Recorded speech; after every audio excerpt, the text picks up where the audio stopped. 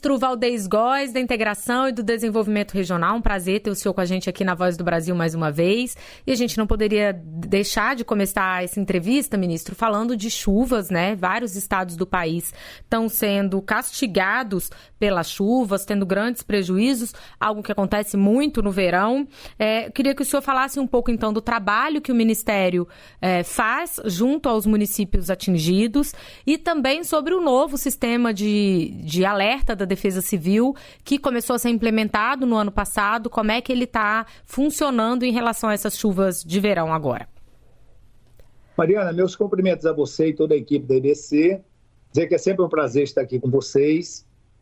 Nós seguimos a mesma lógica e orientação do presidente Lula desde o primeiro dia de governo, fazendo proximidade com os prefeitos, com os governadores, com a sociedade, assistindo a sociedade desde o início do evento, certo? E isso nós estamos também, já no ano de 2025, atuando com mais ainda,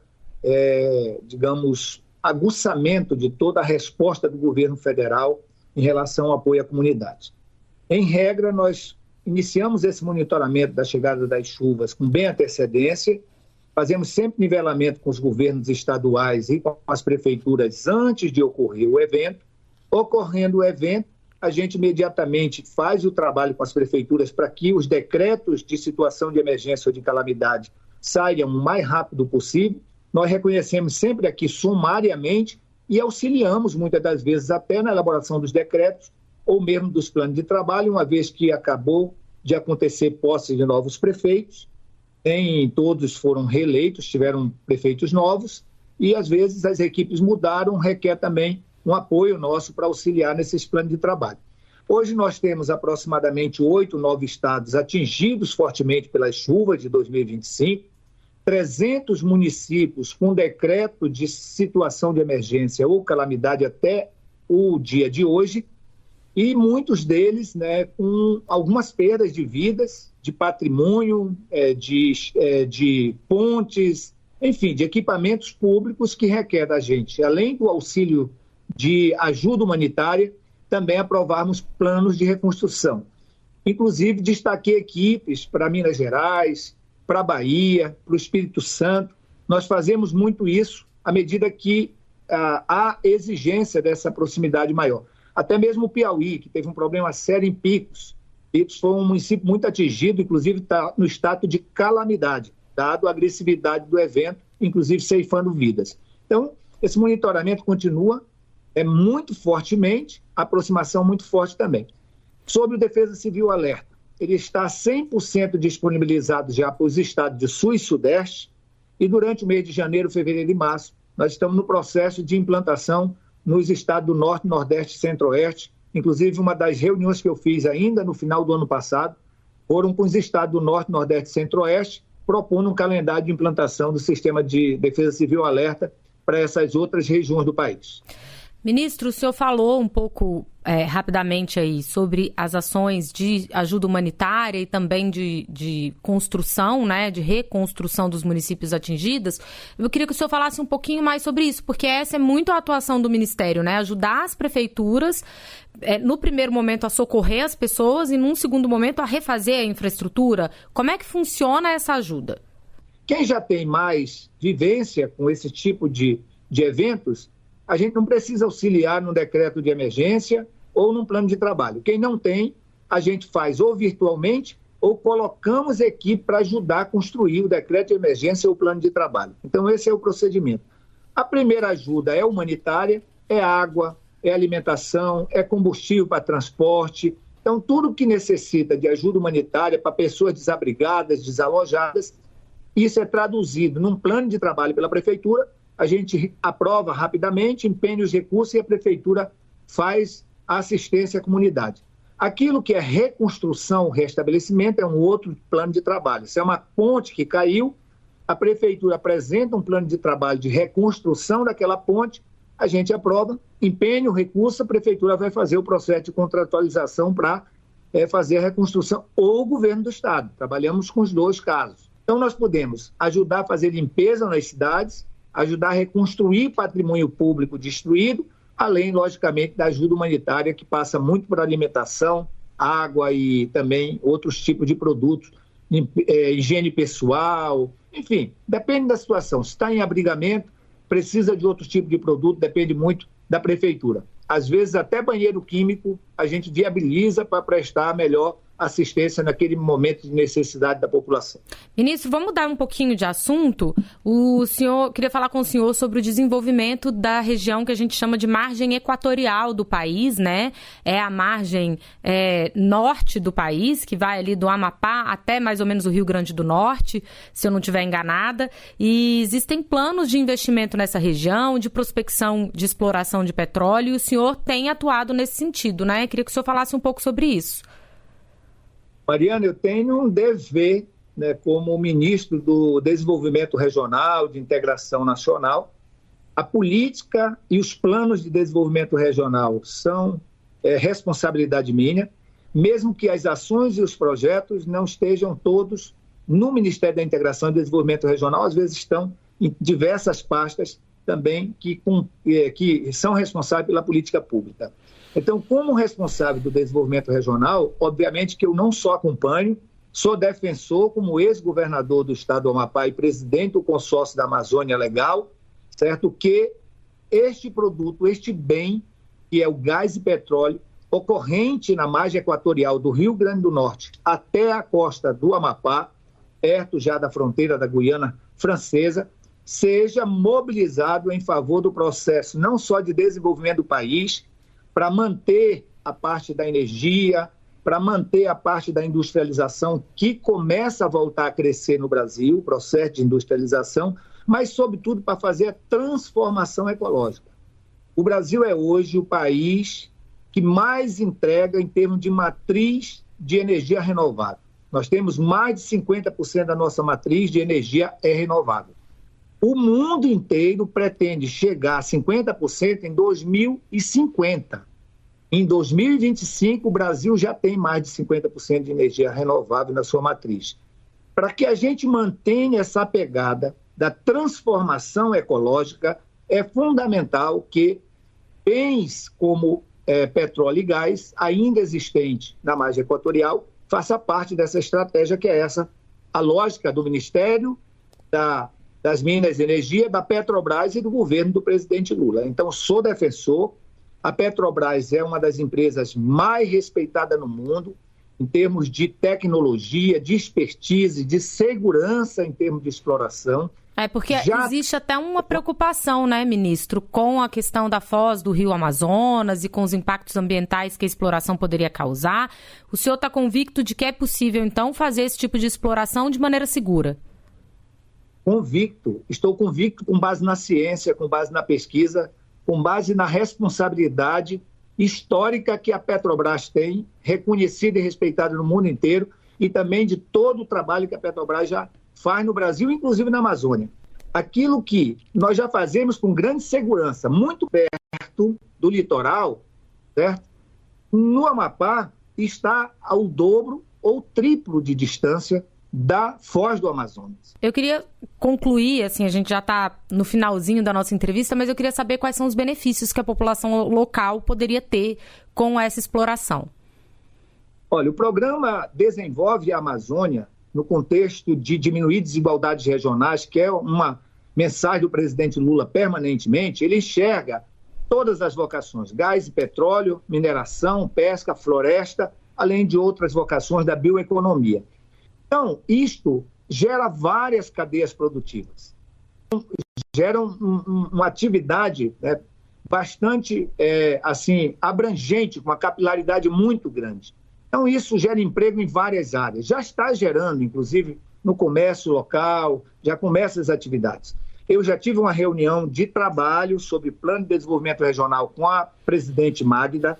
Hoje à tarde vou ter uma reunião técnica com os auxiliares da Petrobras e o Ministério da Integração para discutir, dentro da concepção de desenvolvimento regional, conhecer todos os planos de investimento da Petrobras para o Amapá e a região amazônica, para que as academias, as empresas, as comunidades tradicionais, a gente enxergue tudo isso num contexto antecipado do trabalho que deve ser feito para a participação direta dessas comunidades, desses setores, nesse processo não só de preparação, mas de futura exploração do gás e petróleo na margem equatorial.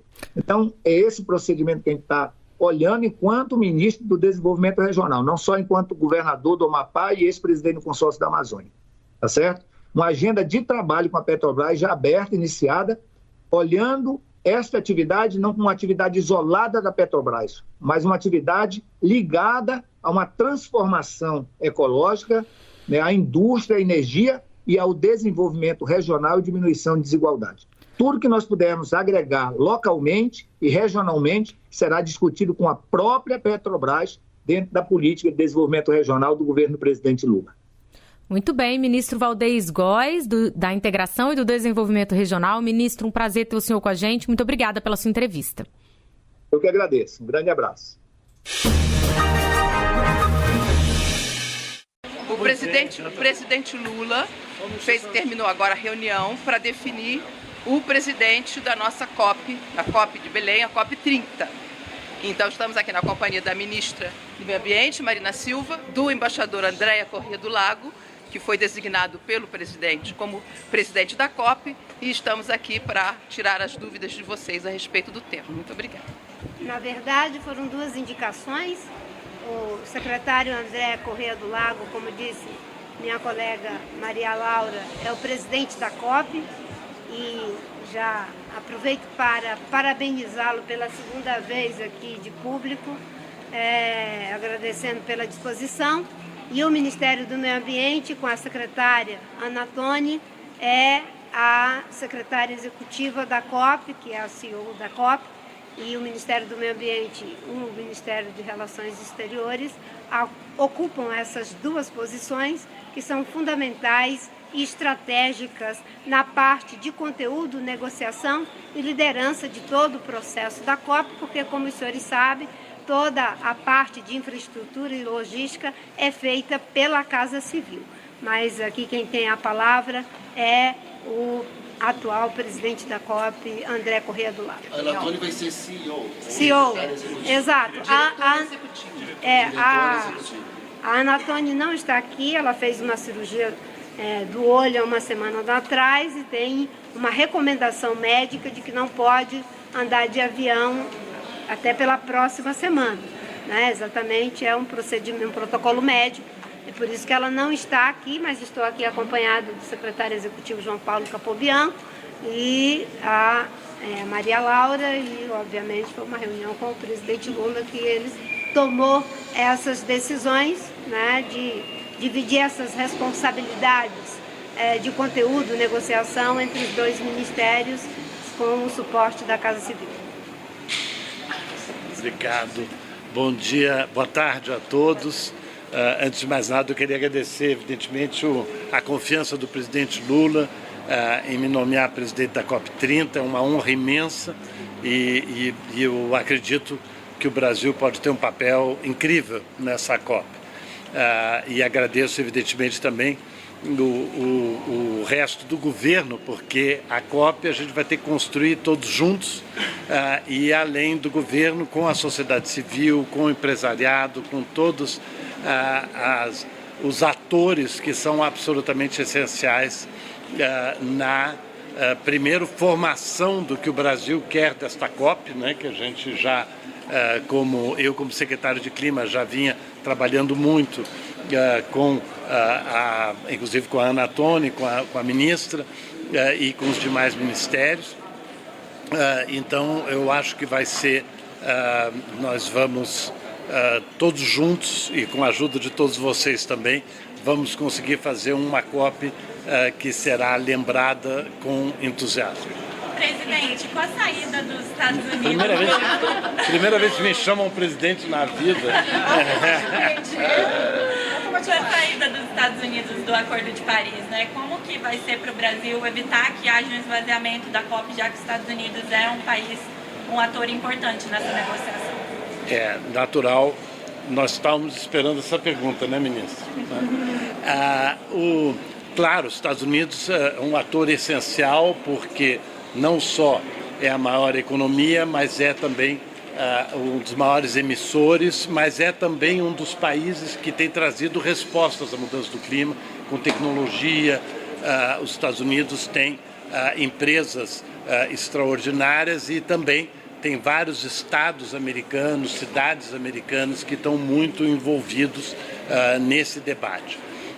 Claro, estamos todos ainda analisando as decisões do presidente Trump, mas não há a menor dúvida que terá um impacto significativo na preparação da COP e na maneira como nós vamos ter que lidar com o fato de que um país tão importante está se desligando desse processo. Presidente, mas os Estados Unidos ainda vai estar no Acordo de Paris durante a COP.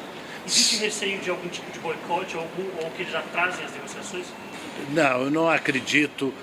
Nós ainda não conversamos naturalmente com eles sobre esse tema e nós vamos ver com eles de que maneira esse processo pode acontecer de maneira mais construtiva, porque é uma decisão soberana de um país de sair de um acordo, mas isso não quer dizer que necessariamente esse acordo não possa encontrar uma forma de contornar a ausência desse país. Mas você acredita que ainda é possível manter algum tipo de diálogo com os Estados Unidos? Eu digo o governo federal dos Estados Unidos, não Estados.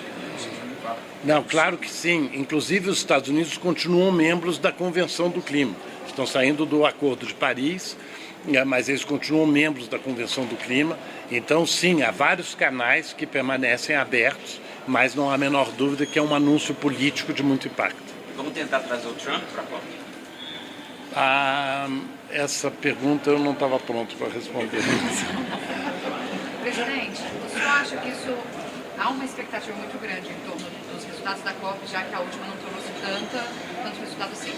Há uma preocupação de outros países seguirem a tendência dos Estados Unidos e fazerem o mesmo, ou vocês estão otimistas com um avanço realmente muito significativo? Nós achamos que a maioria dos países, porque como vocês sabem, tudo que é decidido na COP é por consenso. Então, os países que estão na COP já defenderam seus interesses também dentro desse processo. Então, é um processo que deve ser visto como um processo extremamente positivo. Nós estamos tentando trabalhar todos juntos para um objetivo comum, muito positivo, que é conseguir controlar as consequências da mudança do clima. Então, eu acho que os países podem ter motivos diferentes de participar da COP, mas eu acredito que todos os países que estão no Acordo de Paris entendem que há algo de extremamente importante para eles em se manter nesse processo.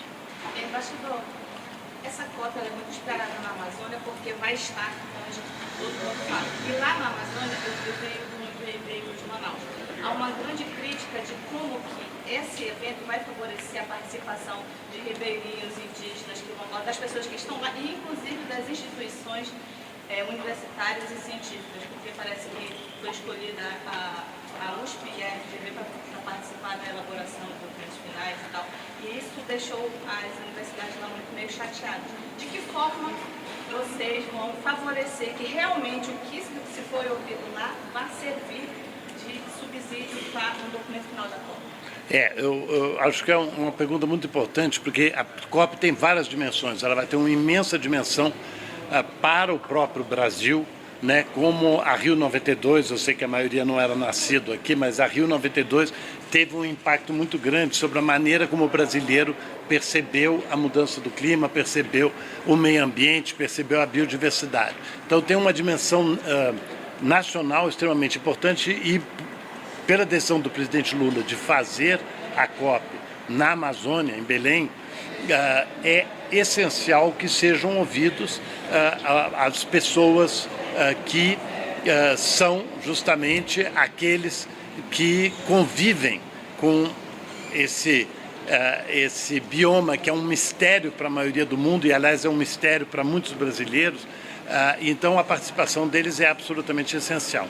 Agora, há uma uma expectativa também muito grande, porque o Brasil tem uma tradição, e esse governo tem uma tradição, de abraçar a sociedade civil, de ouvir a sociedade civil. Então, durante esse período preparatório, nós vamos ter muito diálogo com a sociedade civil, porque é essencial que eles estejam envolvidos no processo, porque depois, como na Rio 92, são as populações que têm que acreditar nessa agenda e que têm que contribuir para que essa agenda dê certo. Presidente, o senhor pode antecipar qual vai ser a principal pauta do governo brasileiro na COP? Vai ser realmente financiamento climático? A COP tem várias dimensões também nesse sentido, quer dizer, há certos mandatos que já estão pré-determinados pelos países que vêm negociando as 29 COPs anteriores. Então, a questão do financiamento climático, de fato, é um tema, e inclusive há um mandato específico para o Brasil e o Azerbaijão trabalharem para fortalecer os recursos financeiros que vão estar disponíveis para o combate à mudança do clima. Mas também há várias outras. A questão da adaptação, por exemplo, que no Brasil esse ano se tornou um tema muito compreendido e muito traumático, principalmente pelo que aconteceu em Porto Alegre. Então, tem vários desses temas que já são pré-determinados como temas que vão ser negociados durante a COP. Mas existem vários outros temas que podem ser trazidos e a presidência tem uma certa flexibilidade também no que a gente chama de agenda de ação, que é uma espécie de processo paralelo no qual os atores que não podem negociar, porque só podem negociar países, né? Só podem negociar as delegações oficiais. Então, tem muitos atores importantes, como estados, cidades, empresas, sociedade civil, e vão poder também desenvolver certos temas dentro dessa agenda de ação que o Brasil também vai determinar quais seriam as prioridades. Então, isso tudo está em elaboração, mas proximamente eu acho que vamos poder conversar sobre esses temas. Presidente, sobre infraestrutura, havia algumas preocupações logísticas sobre preparação. Como é que está a preparação para esse, tem quase um ano? E quais são os principais desafios? Tem algo que está atrasado, tem algo que está fora que gere preocupação? Como vocês sabem, toda a parte de infraestrutura está sendo lidada pela Secretaria da COP dentro da Casa Civil. Então, a Casa Civil está coordenando isso e está fazendo um trabalho, eu acho, incrível, e com o governo do Pará e com vários outros parceiros. Então, essa questão sempre é levantada em todas as COPs, questões de hotéis, questões de voos, questões de custos, em todas as COPs esse tema é levantado. Então, naturalmente, estão sendo aí tratados com muito carinho pela Casa Civil. Embaixadora Maria Laura, aproveitando a presença da senhora aqui, como o Itamaraty viu as declarações do presidente Trump de que os Estados Unidos não precisam do Brasil? O presidente Trump pode falar o que ele quiser, ele é presidente eleito nos Estados Unidos e nós vamos analisar cada passo das decisões que forem sendo tomadas pelo novo governo, mas acredito que, como somos um povo que acredita, que tem fé na vida, que tudo vai dar certo sempre. Nós vamos trabalhar e apoiar e procurar trabalhar não as nossas divergências, mas as nossas convergências, que são muitas, tá bom? Bom, gente, obrigado. Obrigada. Todos vocês tenham um feliz 2025. E também dizer para vocês que foi uma alegria imensa trabalhar com vocês nesses 2 anos. Alguns eu pude receber mais, outros eu pude receber menos, e nós vamos ver se nesse ano de 2025 a gente pode corrigir aquilo que porventura a gente tenha feito de errado ou tenha deixado de fazer, e vamos tentar fazer com muito mais força aquilo que nós ainda não fizemos. Eu queria dizer para vocês que eu poderia ter feito essa reunião antes do Natal.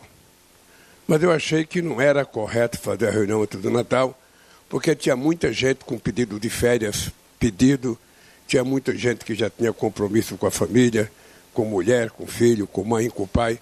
eu achei, portanto, deixar passar o Natal e o Ano Novo e a gente fazer a primeira reunião do nosso terceiro mandato. Essa reunião ela tem uma característica especial. Essa não será uma reunião qualquer. Essa será uma reunião em que a gente vai definir concretamente o que a gente vai realizar até o final de 2026. Nós passamos 2 anos arrumando a casa, passamos 2 anos trabalhando a terra, cultivando a terra, plantando as coisas, e nós agora já sabemos o que plantamos, e nós agora temos que ter certeza que nós vamos colher tudo aquilo que nós plantamos. Eu posso dizer para vocês que a entrega que nós fizemos para o povo ainda não foi a entrega que nós nos comprometemos a fazer em 2022, porque muitas das coisas que nós plantamos ainda não brotou, ainda não nasceu. Mas o que vocês precisam compreender é que este ano será um ano de definição para a história e para a biografia de cada um de vocês na passagem pela governança desse país de 2023 a 2026. É muito importante ter clareza disso, porque daqui para frente a gente não pode mais inventar nada. Daqui para frente nós temos que colher tudo aquilo que nós semeamos. Nós temos que ter certeza que tudo aquilo que vocês me apresentaram, que todos os atos que nós fizemos de lançamento de proposta política, tudo aquilo que a gente já anunciou à sociedade brasileira, vai aparecer agora. E vai depender do esforço muito grande de cada um de vocês. Vocês sabem que nesses 2 primeiros anos, vocês tiveram comigo toda liberdade de trabalhar. Eu nunca perguntei para vocês se vocês estavam fazendo certo ou errado. Vocês vinham, me traziam a proposta de política pública, passava pela Casa Civil e a gente acertava a política pública e vocês, então, iam anunciar a política pública. Nem tudo o que foi anunciado já deu frutos. Nem tudo. Mas é preciso que a gente saiba que 2025 é o ano da grande colheita de tudo aquilo que a gente prometeu ao povo brasileiro. E nós não podemos falhar. Nós não temos o direito de falar. Nós não podemos errar. E nós não temos o direito de errar. É importante que cada um de vocês reflita, porque depois eu vou chamar individualmente muita gente para conversar.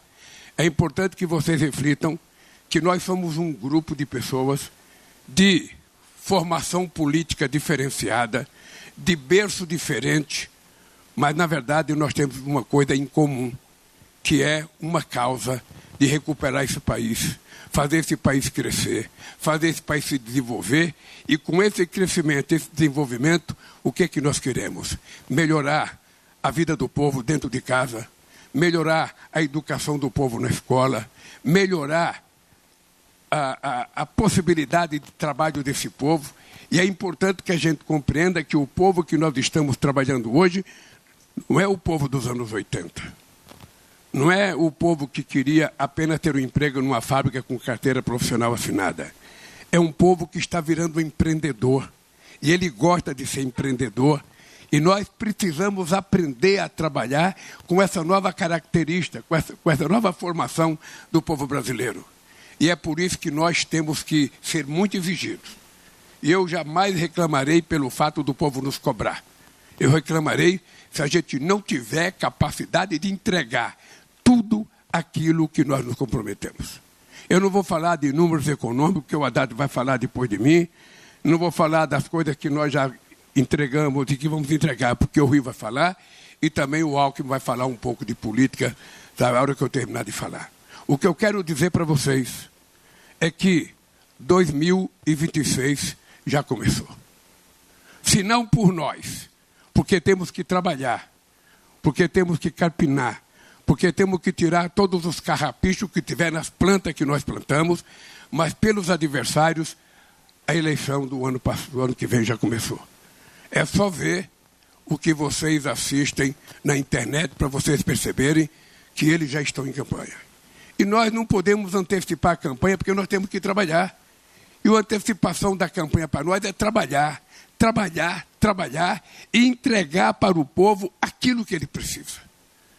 Todos nós aqui sabemos que nós precisamos fazer com que esse país volte a ter uma democracia plena. Todos nós sabemos o que foi o 8 de janeiro na nossa cabeça e o que poderia ter acontecido nesse país se o 8 de janeiro tivesse dado certo. Mas todos vocês sabem como é que vocês encontraram o ministério.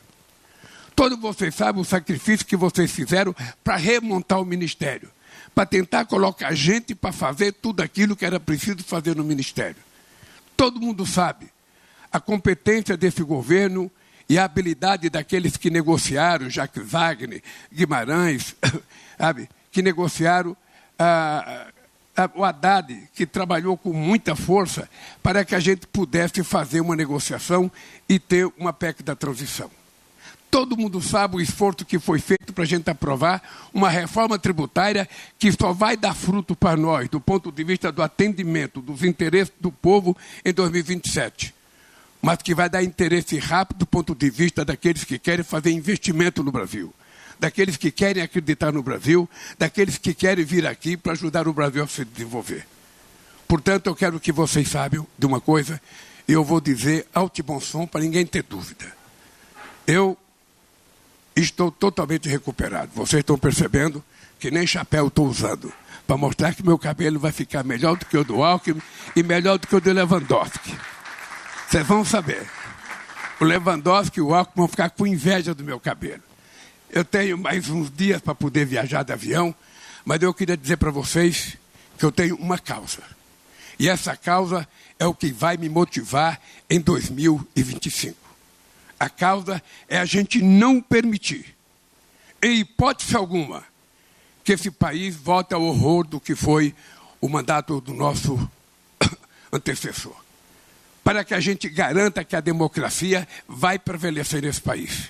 Que a gente garanta perfeitamente, com todo o nosso vigor, de que esse país vai continuar sendo um país democrático e que nós temos um compromisso de atender as pessoas mais necessitadas. Atender os mais pobres, atender o pequeno comerciante, atender os empreendedores, atender os pequenos e médios empresários, atender os nossos educadores, atender todas aquelas pessoas que querem trabalhar para o bem do Brasil. Portanto, eu quero que vocês saibam que o meu vigor, a minha disposição e a minha dedicação é para que a gente continue trabalhando para que a democracia seja mais forte, para que a democracia cresça e para que o povo brasileiro volte a ser feliz. Tem gente que fala de que a eleição do Trump pode causar problema na democracia mundial. O Trump foi eleito para governar os Estados Unidos e eu, como presidente do Brasil, torço para que ele faça uma gestão profícua, para que o povo brasileiro, o povo americano melhore e para que os americanos continuem a ser o parceiro histórico que é do Brasil, porque da nossa parte nós não queremos briga, nem com a Venezuela, nem com os americanos, nem com a China, nem com a Índia, nem com a Rússia. Nós queremos paz, nós queremos harmonia. Nós queremos ter uma relação onde a diplomacia seja a coisa mais importante e não a desavença, e não a encrenca. É esse país que nós vamos construir, é esse país que eu assumi o compromisso de construir, e é esse país que nós temos a obrigação de entregar no dia 31 de dezembro de 2026, quando terminar a minha tarefa e a tarefa de vocês. E nós precisamos deixar alto e bom som que nós queremos eleger um governo para continuar o processo democrático desse país. Nós não queremos entregar esse país de volta ao neofascismo, ao neonazismo, ao autoritarismo. Nós queremos entregar esse país com muita educação, com os meninos mais felizes, agora que nós aprovamos a lei em que as crianças não podem utilizar telefone e celular na escola, porque é um sistema de proteção das nossas crianças, é um sistema de proteção da nossa educação, é um sistema de proteção dos nossos professores, e é a gente falar alto e bom som que nós estamos privilegiando a educação, o humanismo e não os algoritmos para fazer a cabeça das nossas pessoas. É esse país, companheiros e companheiras, que eu quero entregar. E por isso, eu quero agradecer a vocês e dizer o seguinte, daqui para frente, eu vou ter 2 discursos, eu não posso falar tudo que eu quero falar, porque eu tenho que ter alguma coisinha para falar no final dessa reunião. Mas o que eu quero de vocês é o seguinte, daqui para frente é dedicação. Mais do que vocês já tiveram.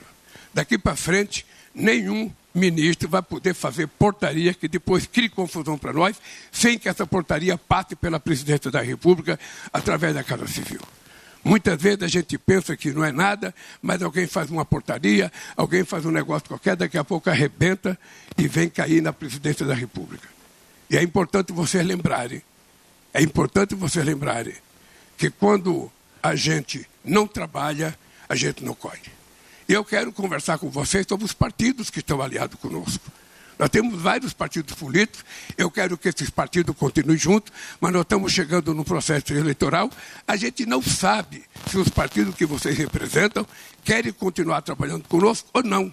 E essa é uma tarefa também de vocês este ano de 2025. E é uma tarefa grande, não é uma tarefa pequena. E é isso que eu quero pedir para vocês. Até agora, eu sou agradecido à relação de confiança, ao trabalho que vocês fizeram. Mas eu quero que vocês saibam que daqui para frente vai ter muito mais trabalho. A gente vai ter um desafio agora, que vai ser os BRICS, vai ser em julho. A gente vai ter outro desafio, que vai ser a COP 30, que vai ser em novembro. E a gente sabe que isso representará sempre a cara do Brasil no exterior. Eu quero agradecer àqueles que trabalharam para fazer um G20 extraordinário, que certamente foi o melhor G20 já acontecido no mundo. E quero dizer para vocês, nós só temos um objetivo daqui para frente. É lutar, é construir e é colher. Porque o povo brasileiro está esperando muito de nós. E nós temos agora um tema muito importante. A gente trabalhou reconstrução e união, agora a gente vai ter que trabalhar outra coisa importante. Sabe, é reconstrução, união e comida barata na mesa do trabalhador, porque os alimentos estão caros na mesa do trabalhador. Todo ministro sabe que o alimento está caro e é uma tarefa nossa garantir que o alimento chegue na mesa do povo trabalhador, da dona de casa, na mesa do povo brasileiro, em condições compatíveis com o salário que ele ganha. Então, companheiros e companheiras, eu agora, terminando de falar, passo a palavra ao companheiro Fernando Haddad para fazer uma exposição para a economia, depois vai falar o companheiro Alckmin, e depois vai falar o companheiro Rui Costa, e depois vai falar o companheiro Padilha, depois vai falar o companheiro Sidônio, e depois nós vamos abrir as palavras. Os que estão atrás, não se preocupem, que nós não vamos dar a palavra por da frente. Os últimos serão os primeiros, a gente vai começar por quem não falou nas outras reuniões. Abraço, boa reunião e boa sorte para todos nós.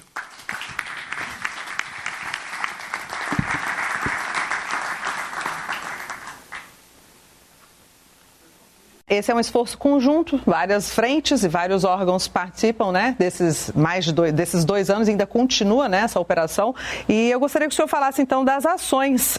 Qual o balanço da Polícia Federal, que o senhor faz da Polícia Federal nesses 2 anos na terra indígena Yanomami? Nós, no início já do trabalho, em 2023, nós desencadeamos uma grande operação com a atuação de vários órgãos, não só da Polícia Federal, mas da Polícia Rodoviária Federal, Força Nacional, as Forças Armadas, IBAMA, ICMBio, FUNAI. Então, realmente um esforço conjunto de diversas agências para que a gente pudesse chegar a um resultado que é bastante expressivo. E o balanço que eu faço é exatamente esse. Nós, em 2 anos, conseguimos reduzir em mais de 95% as áreas de garimpo na terra Yanomami. Uma área que, para vocês terem ideia, é do tamanho do país Portugal. Então, é um trabalho realmente desafiador, mas que nós estamos conseguindo o resultado esperado, que é realmente expulsar os não-índios, principalmente os garimpeiros da terra Yanomami, devolvendo aos indígenas Yanomami o que é deles por direito. Então, a redução de 95%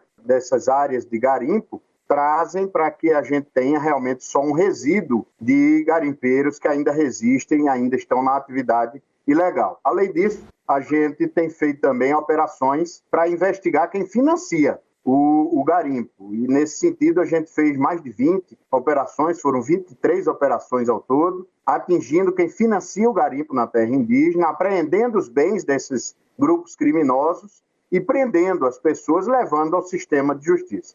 Bem, diretor, além do garimpo ilegal, que outros crimes são cometidos na terra indígena?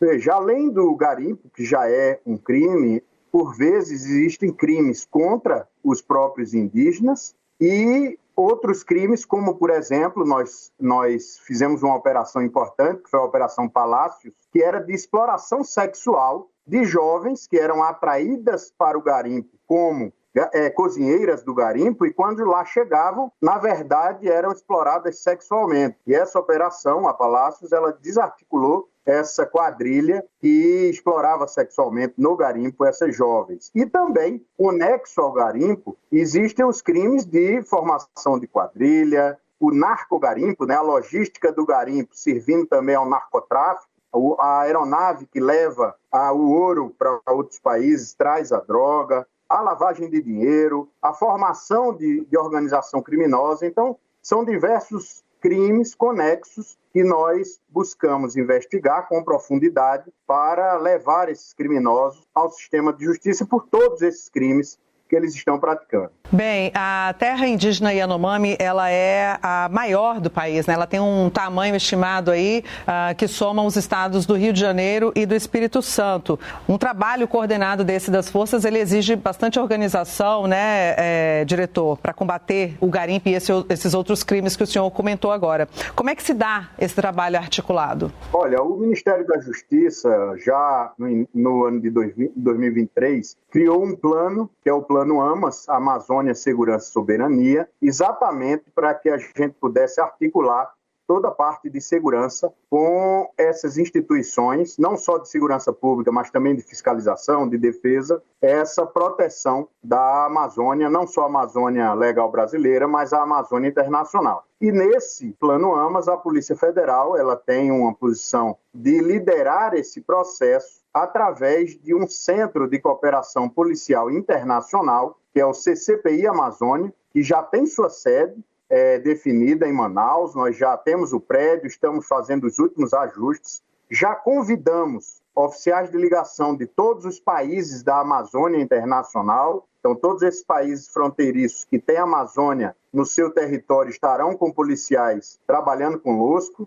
Também a PRF, a Força Nacional, a Senasp e órgãos outros que tenham que estar nesse esforço conjunto, além da Interpol, a Meripol e a Europol. Então, esse CCPI da Polícia Federal, volto a dizer, deve ser inaugurado nesse primeiro semestre de 2025, e ele vai congregar todas essas forças para que a gente articule ações de combate ao crime na Amazônia, e especialmente a esses crimes de garimpo, como é praticado na terra Yanomami, e outros crimes conexos, como o narcogarimpo, praticado também nessa faixa de fronteira da Amazônia, em especial na terra Yanomami. Já que o senhor falou da inauguração desse órgão, diretor, em breve será inaugurado, vou checar isso com o senhor, será inaugurado o Destacamento Especial de Fronteira na região de Vaicas e haverá reforma do Pelotão Especial de Fronteira de Surucucu. Esses reforços são importantes para a manutenção da ordem na terra indígena Yanomami?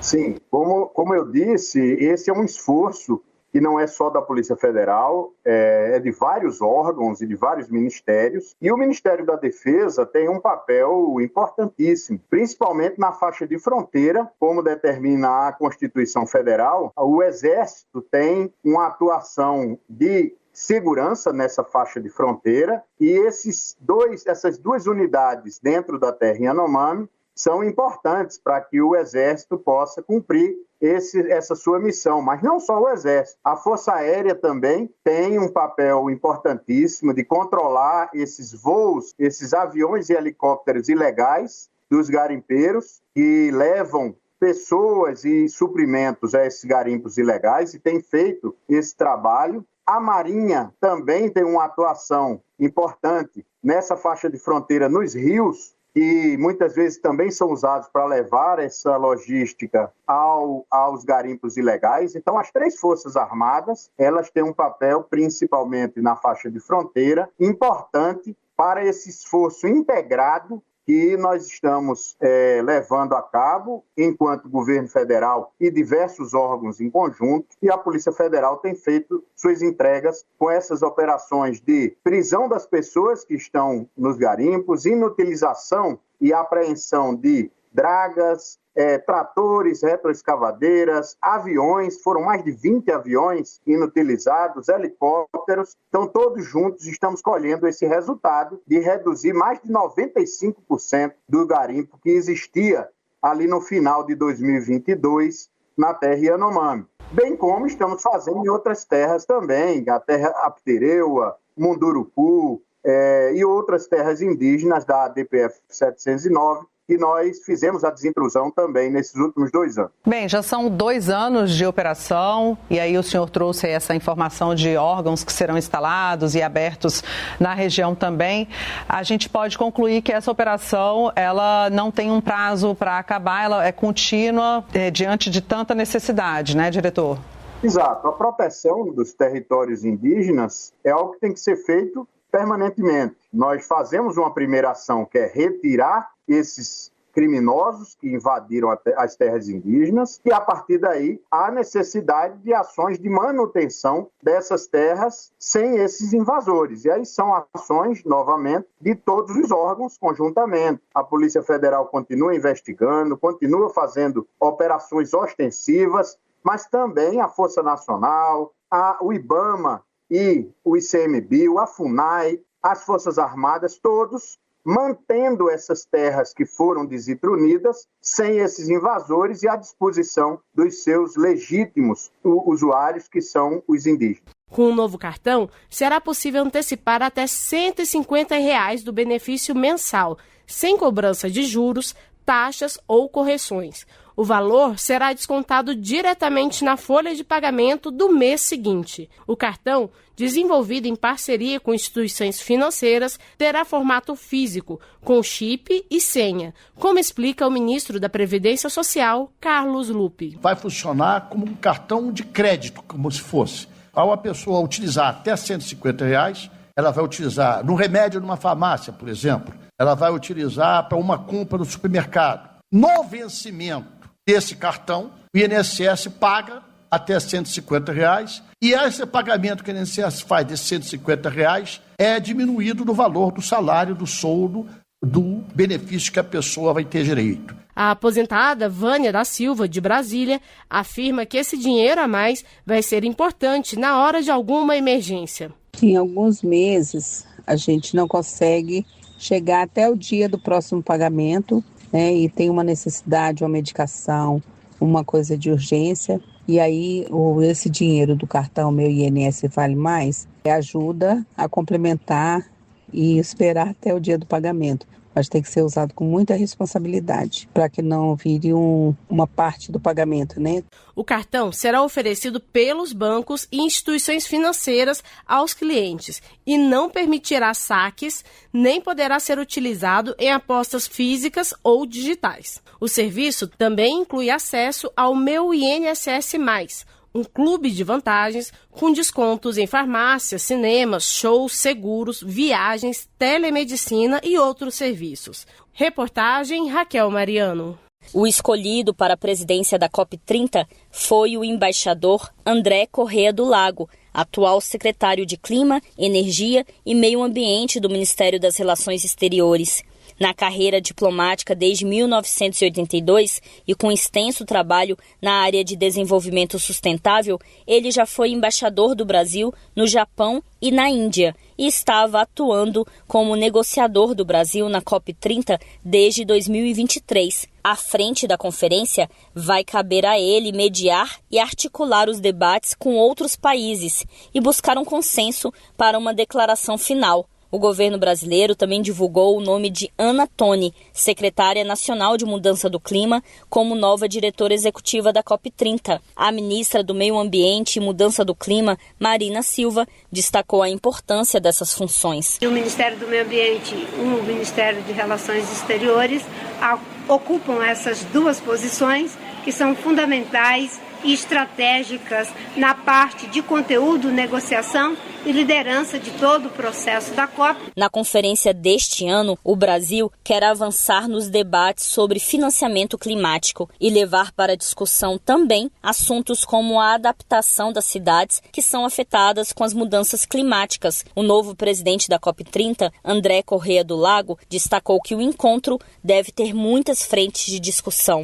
A questão do financiamento climático, de fato, é um tema, mas existem vários outros temas que podem ser trazidos e eu acredito que o Brasil pode ter um papel incrível nessa COP. A 30ª Conferência do Clima das Nações Unidas será realizada em novembro em Belém, no Pará, reunindo líderes de mais de 100 países para debater mudanças climáticas e atualizar o Acordo de Paris. O evento deve atrair 50 mil participantes para a Amazônia, entre chefes de Estado, diplomatas, cientistas, organizações não governamentais e representantes da sociedade civil. Reportagem Márcia Fernandes. Ao todo, a balança comercial brasileira registrou superávit de 74 bilhões e meio de dólares em 2024 e praticamente tudo o que é comercializado pelo país passa pelos portos, setor fundamental para a balança comercial brasileira. De olho na expansão de novos mercados internacionais, o governo investiu mais de 5 bilhões de reais em contratos no ano passado. De norte a sul, o Brasil tem 37 portos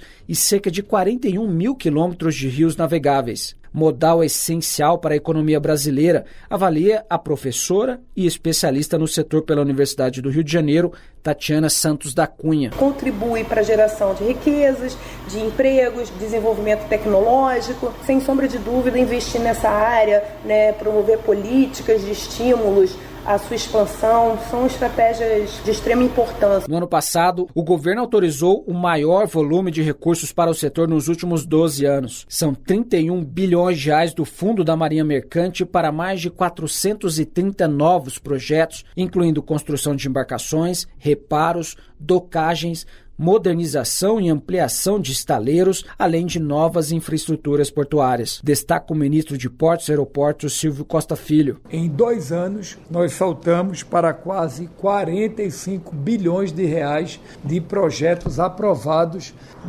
para a indústria naval e para o setor portuário. Além dos portos, o governo também garante investimentos para a defesa naval. Com o Programa de Aceleração do Crescimento, o novo PAC, o país voltou a construir navios de grande porte. São fragatas e submarinos da Marinha construídas no Brasil, que geram domínio de tecnologia, desenvolvimento econômico e empregos. Embarcações essenciais para a soberania do país, destaca o contra-almirante Luiz Roberto Cavalcante Valicente, assessor-chefe da Diretoria-Geral de Desenvolvimento Nuclear e Tecnológico da Marinha. Nós temos um vasto mar sob nossa jurisdição, e que nós chamamos de Amazônia Azul. A nossa Amazônia Azul, hoje, nós temos 5,7 milhões de quilômetros quadrados e é de lá que vem grande parte das nossas riquezas, mais de 95% do petróleo que nós extraímos, 85% do gás natural, uma boa parte, quase metade do pescado todo que nós consumimos no Brasil. Ou seja, o Brasil é uma nação marítima e nós temos que investir nisso. E sim, eu acredito que o Brasil pode se tornar um líder desse setor. O Programa de Desenvolvimento de Submarinos, o ProSub, foi criado em 2008 e tem parceria estratégica entre Brasil e França. Ao todo, o projeto já recebeu mais de 52 bilhões de reais em investimentos e construiu 3 submarinos nucleares brasileiros. Reportagem Pablo Mundim. Bom, Tiago, vamos começar então falando sobre esse prazo, que ele vai até o dia 31 de maio, né?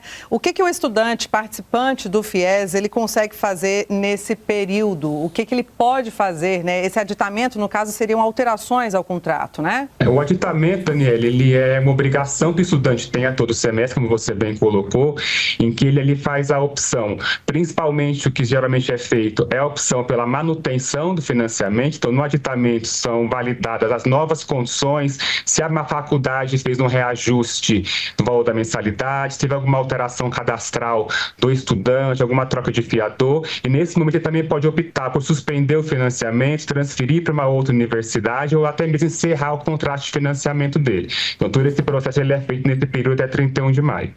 Então, essas questões devem ser tratadas diretamente entre o estudante e a instituição bancária. O aditamento, para ele continuar com o programa, ele é feito totalmente direto no aplicativo da Caixa, o aplicativo do FIES, ou no site cifes.caixa.gov.br, que é o sistema onde o estudante já faz as manutenções do contrato dele. Se não houver nenhum tipo de alteração cadastral, troca de fiador, não precisa nem procurar nenhuma agência, ele faz tudo diretamente no site da Caixa ou no aplicativo. Eventualmente, nos casos de transferências de universidade ou de suspensão, ele pode ter que procurar a faculdade para ele alinhar esse processo de suspensão e a transferência, mas fora isso ele faz tudo pelo aplicativo e pelo site diretamente, sem precisar procurar a universidade ou alguma agência da Caixa. É tudo por conta do próprio estudante mesmo, né? Exatamente. A faculdade está entrada no sistema de forma automática no aditamento, ele entra no site da Caixa, confirma as informações e faz a confirmação do aditamento. Bem, Tiago, a gente está na semana, né, de divulgação das notas do Enem. Então, muitos jovens, eles podem estar considerando o FIES, né, como uma forma de ingressar no ensino superior. Como é que esse jovem hoje pode ingressar no FIES? O FIES hoje, para ingresso, ele utiliza a nota do Enem, é um dos critérios, como você bem colocou. O MEC, Ministério da Educação, é o órgão responsável pelo processo de seleção dos estudantes, então vai ser publicado ainda o edital pelo MEC, com as vagas para cada curso, em cada universidade. Esse processo, ele é feito, a inscrição do estudante vai ser feita diretamente no SIS-FIES, que é o sistema do MEC, que o estudante também já conhece, então ele vai escolher qual o curso que ele quer, qual a faculdade que ele quer, e depois que houver a confirmação da seleção, de acordo com a distribuição das vagas e as notas do Enem, nota de corte, ele vai procurar a Caixa, com o agente financeiro, para poder fazer a contratação, que também já pode ser feita de forma digital pelo aplicativo da Caixa do FIES, depois que ele tiver a seleção ocorrida. Mas aí temos que aguardar ainda a publicação do edital pelo MEC, com as datas e todo o cronograma de contratação. Vamos falar um pouquinho de forma geral assim, sobre o FIES, Tiago. Quantos estudantes hoje fazem uso do programa? Quais são as regras? Como são as parcelas? Em quanto tempo esse estudante pode quitar a sua dívida com o banco? O novo FIES ele tem a particularidade que ele não tem juros, né? Ele tem uma atualização pela inflação dos valores que são contratados. O estudante, ele tem uma previsão anual em torno de 100 mil vagas para ele poder fazer, ser selecionado. Então, todos os anos o MEC em média 100 mil vagas que são disponibilizadas. Hoje, no novo FIES, nós temos cerca de 380 mil estudantes que eles já fazem parte do novo FIES, eles estão já em fase de utilização, que é enquanto eles estão cursando da faculdade, ou em fase de amortização, que é quando ele finaliza a universidade e passa a fazer o pagamento, e o prazo de pagamento ele varia de acordo com a capacidade de pagamento do estudante e também o tempo de curso e o valor da faculdade, porque o novo FIES também ele traz essa particularidade de trazer uma mensalidade que caiba aí no bolso do estudante após o período de formação. Então, o período de amortização varia de acordo com essa capacidade de pagamento dele também. Conab, informação e serviço ao alcance do produtor. O clima adverso registrado em importantes regiões produtoras de café influenciou negativamente as produtividades médias das lavouras. Com isso, a safra do grão em 2024 se encerra estimada em 54.200.000 sacas de 60 quilos, como mostra o quarto e último levantamento da cultura para o ciclo do ano passado, divulgado nesta terça-feira pela Companhia Nacional de Abastecimento, a Conab. Entre as espécies, a produção de arábica totaliza 39.600.000 sacas de café beneficiado. Apesar deste ano ser de ciclo de bienalidade positiva, o desempenho médio das lavouras apresentou pequeno incremento de 0,2%, devido às adversidades climáticas durante o desenvolvimento das lavouras observadas principalmente em Minas Gerais, como explica o gerente de acompanhamento de safras da Conab, Fabiano Vasconcelos. Lembra-se que a partir do final de 2023 as chuvas elas demoraram na regularização em toda a região centro-sul, temperaturas extremas aconteceram também naquela época, e a partir de abril também as chuvas reduziram de forma drástica, inclusive episódios de queimadas foram vistos ali no meio do ano. Apesar desse clima um pouco atípico em relação aos outros anos, em 2024 era um ano de bienalidade positiva, as lavouras naturalmente produzem mais, tendem a produzir mais, e isso aconteceu de uma maneira geral em todo o país para o café arábica, com exceção de Minas Gerais. Em algumas regiões, desde 2021, em que aconteceram geadas e também restrição hídrica ali por conta da laninha, essas regiões elas estão com a bienalidade um pouco alteradas. Já para o Conilon, a Conab verifica uma redução de 5,9% na produtividade média, chegando a 39,2 sacas por hectare, o que resulta em uma safra de 14 milhões e 600 mil sacas. Apenas no Espírito Santo, a produção atingiu 9 milhões e 800 mil sacas, redução de 3,1% ao volume obtido em 2023. Outro importante estado produtor, Rondônia, registra uma safra de pouco mais de 2 milhões de sacas de café, 31,2% abaixo do resultado obtido na safra anterior. Nos dois estados, o clima adverso também trouxe impactos na produção. Lembra Vasconcelos? Aquela situação de El Niño, a gente falava muito para grãos, mas para café também. Então, em setembro de 2023, em que as lavouras elas estavam ali em floração e iniciando ali o processo reprodutivo de enchimento de grãos, né, as fases ali de chumbinho do café, as lavouras elas acabaram sofrendo com a restrição hídrica e excesso de temperaturas, em que pese no início da safra era uma safra auspiciosa, a florada ela se desenvolveu bem, acabou que esses grãos eles acabaram não vingando todo o potencial produtivo que era possível, e aí para o Conilon de fato uma redução na produtividade, uma redução na produção geral de café Conilon. No último ano, o Brasil exportou 50 milhões e 500 mil sacas de 60 quilos de café, alta de 28,8% na comparação com o ano anterior, segundo dados consolidados do Ministério do Desenvolvimento, Indústria, Comércio e Serviços. O volume também representa um novo recorde para as vendas ao mercado externo.